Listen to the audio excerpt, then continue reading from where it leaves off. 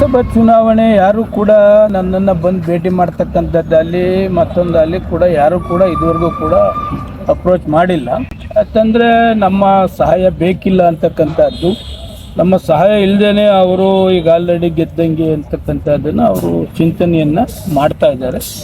ಸಂತೋಷ. ಯಾವಾಗ ಆಗಬೇಕು ಅವಾಗ ಚುನಾವಣೆ ರೆಡಿ ಅಂದರೆ ನೀವು ಶುಭಪರ ಮತಯಾಚನೆ ಮಾಡೋದಿಲ್ಲ ಅಂತ ಅವಳಾಗಿದ್ದವಳು ಬಂದು ಕೇಳಲಿಲ್ಲ ಅಂದರೆ ನಾನಾಗಿ ಮ್ಯಾಲೆ ಬಿದ್ದಾಕೆ ಅವಳಿ ನನಗೆ ದರ್ದಲ್ಲ, ಅವ್ರಿಗೆ ದರ್ದಿರ್ತಕ್ಕಂಥದ್ದು. 5 ಸಾರಿ ಕಾನ್ಸ್ಟಿಟ್ಯೂನ್ಸಿಗೆ ಬಂದಿದ್ದಾರೆ.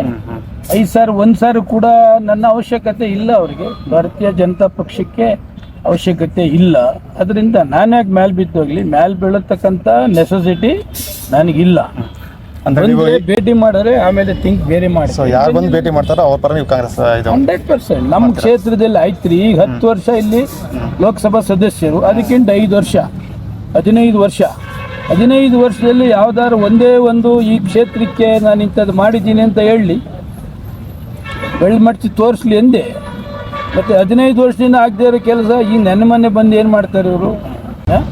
ಅದರಿಂದ ಇವ್ರ ಕೈಲಿ ಏನೂ ಮಾಡ್ಲಿಕ್ಕೆ ಆಗೋದಿಲ್ಲ. ಇವ್ರು ಏನಾದರೆ ಒಂದು ಜಾತಿ ಎತ್ಕಟ್ಟತಕ್ಕಂಥದ್ದು, ಲೀಡ್ರು ಎತ್ಕಟ್ಟಕ್ಕಂಥದ್ದು, ಮಠ ಮಂತ್ರ ಮಾಡ್ತಕ್ಕಂಥದ್ದು ಇದೆಲ್ಲ ಕೂಡ ಇದೆ ಅಂತೇಳಿ ಚಿಕ್ಕಮಗಳೂರಿನ ಜನತೆ ನನಗೂ ಕೂಡ ವಾಟ್ಸಪ್ ಕಳಿಸಿದ್ದಾರೆ.